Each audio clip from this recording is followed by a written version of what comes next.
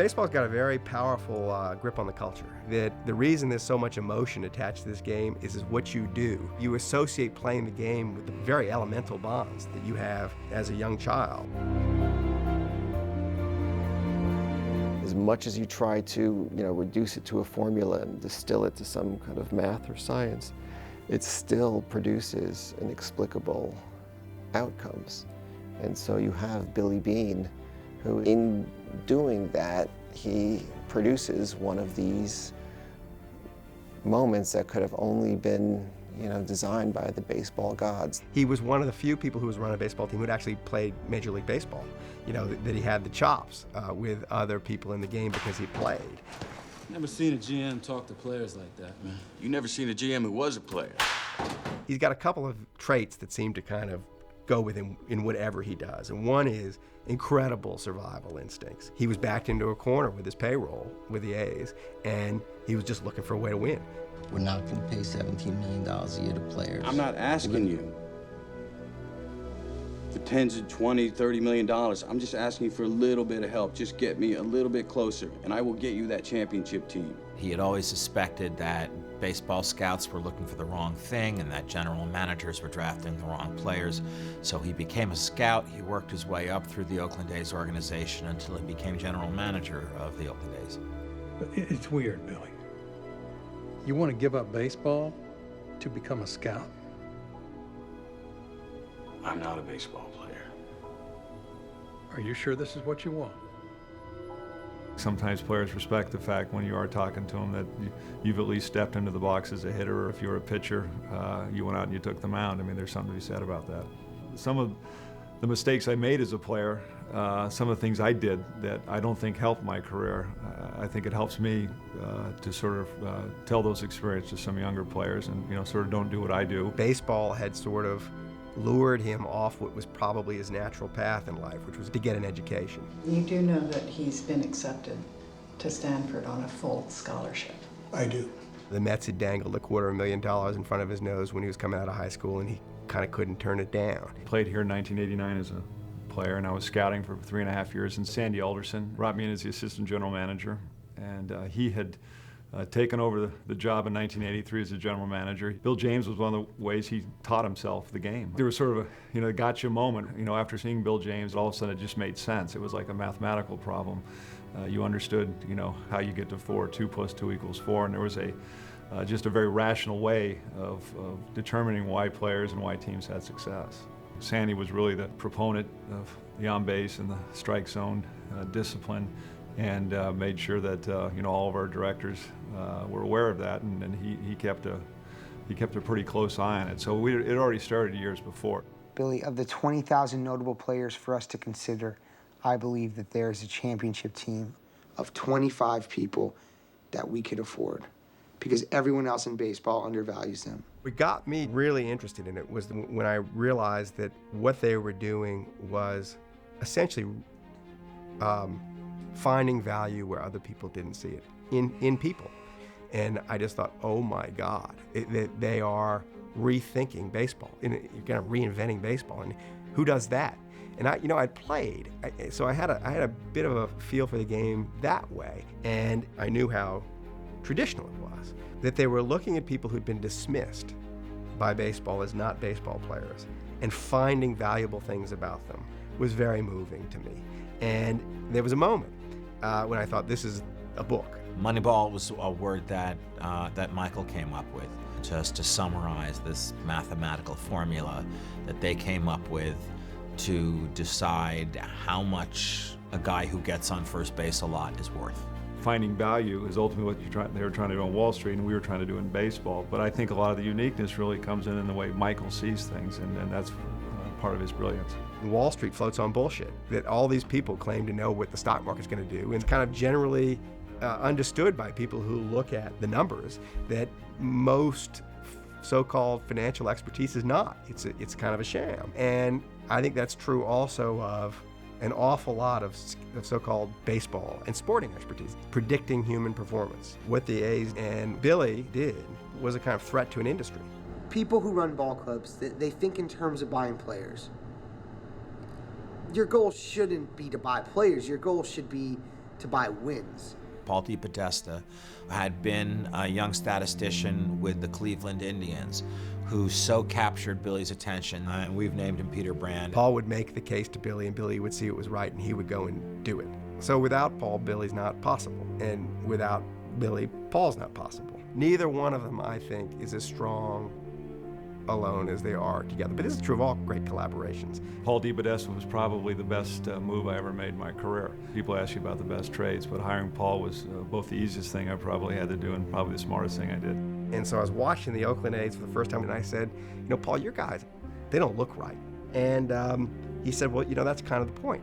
The point is we're looking for players that baseball has undervalued, that we can afford. And if they look right, typically baseball has no trouble valuing them. It's when they've got something grotesquely wrong with them, usually something physical, that they come to us. Historically, and I can certainly say from my own experience, evaluation was very much driven on potential as opposed to what somebody had actually done. It was viewed as an athletic sport, and I think when you're looking at Bill James, it was really the results that mattered, not necessarily how they got there, how they looked doing it. I don't see it. Seriously, guys, I think we have to remember this is the man. He answers to no one except ownership and God. You know, we all use Bill James because he's certainly the guy we think of as sort of the godfather of it all in terms of his writings. But there was a number of people around the league that maybe didn't necessarily hold general manager's positions, but do now, who I think believe in it. As general manager, he's sort of the head scout, and he has got a team of old school guys in every sense of the word. 5 tools guy, good-looking ball player. Can he hit? Yeah, he's got a beautiful swing, right, Barry? The ball explodes off his bat. They're looking at things like, does he have a good-looking girlfriend? If he's got a good-looking girlfriend, that means he's confident. If he's got if his girlfriend's a 6, he isn't confident. They're using things like that while Billy is blowing his brains out at this lack of sophistication in evaluating players. Even though he knows that the first guy through a wall is going to get bloody, he has decided to be that first guy through a wall. He is convinced that baseball has been doing it wrong for 100 years, which is how long baseball has been around. And he's going to be the guy to say, I'm going to prove it. The single most important thing a baseball player does to help his team create runs when he goes to bat is not making out, is get on base. Billy, that is Kevin Euclid. That is the Greek god of walks. That's my hero. So a walk, base on balls, is extremely valuable. This was not appreciated by the game. It was appreciated by the sabermetricians who came along and started to analyze what created runs on a baseball field. But historically, people gave a lot more credit to the person who seemed to be doing something dramatic and interesting. So the analysis revealed a flaw, kind of a bias, in the way supposed experts in baseball thought about the game. 20 RBIs. Guys, you're still trying to replace Giambi. I told you we can't do it, and we can't do it. Now, what we might be able to do is recreate him. Recreate him in the aggregate. Well, we knew if we did things exactly the way the Yankees did, that if we wanted a shortstop, they were going to get Derek Jeter. And based on our payroll and the money we had to spend on that shortstop, we were probably going to get the 28th or the 30th best shortstop because that was going to be the least expensive guy out there. In no way, shape, or form could we approach the business the same way the Yankees or the Red Sox or the Cubs or the Dodgers did, because at that point we would just be relegated to finishing where our payroll said we would. And it was unfair because the Yankees had 3 times the money that the A's did, but the A's were expected to compete with them. And that's still true. So that hasn't changed. The only way the game has changed is to make it more unfair. I think we had a little bit of a market advantage in that we could do something completely different and try something that was really just a theory. I mean, or at least it was perceived to be a theory. So for us, it was really kind of like buying a lottery ticket and having a blank canvas with which to try some of these ideas. This way of looking at baseball players and baseball strategies is swept through the game. And so the A's no longer have this intellectual advantage. So they're just stuck with less money playing against a team that knows pretty much everything they know with 3 times the sums to do it with. So it's even less fair than it was.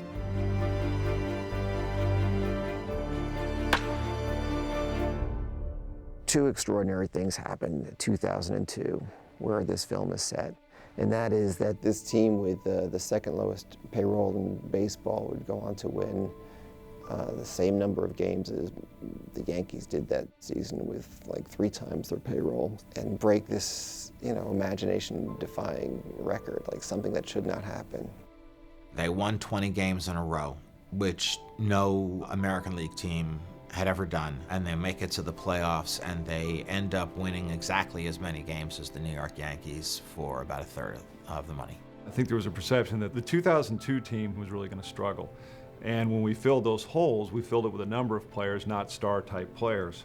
And it seemed to be a bunch of guys who were sort of miscast for the positions they were playing. Case in point, a guy like Scott Hatteberg, who was a position change, and had taken a guy like David Justice, who had a brilliant career up to that point, but was at the end of his career and wasn't viewed maybe as being as good a player as we thought he was for another year.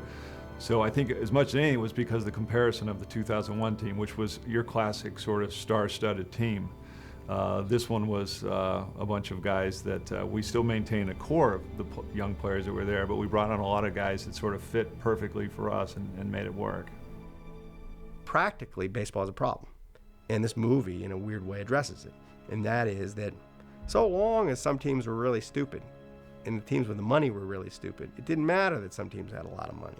The way Billy changed the organization was almost a violent act. It was really a huge experiment, using numbers and metrics along with the scouting reports to help us make decisions. We had some raised eyebrows in the room as to what we were doing. And I think there was an understanding that we were just trying to at least do something different in an effort to take a major step forward. Jeremy's gone too. You're killing this team. But by and large, most people sort of figured it was my head and not theirs anyway. So, but it made for some interesting conversation. There'd be no question about it. Hey, you agree with this? 100%. The superstar player in the form of an Alex Rodriguez or a Ken Griffey Jr. or the Barry Bonds, those guys have great athletic ability and tremendous skill. I think Billy Beane is a wonderful baseball mind. I think he's one of the smartest GMs out there, no doubt about it. I feel that on-base percentage is huge, but I have my own philosophies that I believe in, and pitching and defense, character, and those things are very important also. Artie is right. This guy's got an attitude. An attitude is good. I mean, it's the kind of guy walks into a room, his dick has already been there for 2 minutes. Yeah, he passes the eye candy test. He's got the looks. He's ready to play the part. He just needs to get some playing time. Some of the things that we focused on here was trying to appreciate the guy who didn't necessarily have the great athletic ability, but had great skill, and maybe didn't look as pretty in a uniform as maybe some of the other guys, but ultimately got the results. Giambi's on-base percentage was .477. Damon's on base, .324. And Almeida's was .291. Add that up and you get... Do you want me to speak? Went up 20 you get. 1092. We all want that Hall of Fame player, but I think there's other things that we also put into the equation, which is what are the results and what has this guy accomplished on the field as opposed to just viewing potential. Technology gives you a measuring tool to create your own proprietary information. So I think what you're going on is many individual teams, sports teams, that are developing their own way of doing things using the technology that's available to them. We are drifting into an age where victory will just be bought because the intellectual playing field will be totally level. There won't be a leading edge of kind of intellectual ferment because most things will be known about baseball, so that there won't be this opportunity for an underdog. I would be very surprised if you told me that even one team didn't use metrics and objective analysis to help make decisions. I do think some teams weight it more than others, but I do believe probably all 30 teams to some extent have a large portion of their evaluation process that's dedicated to using metrics. And now I think what you have is, I promise you, not just in baseball, but with other sports clubs, there's teams who have developed something that they feel is the elixir, that is the great evaluation tool that they're not going to share with anybody. There is some controversial nature to the subject matter. What did he actually do? What could he be credited with? What actually matters? What is true and what's not true? And there is still a living controversy about sabermetrics. And the film ultimately is not about taking sides and saying, he's right, they're wrong, or any of that. It gives you just a little bit of a taste I think a phenomena that you can observe in any organization or institution throughout history and until the end of time.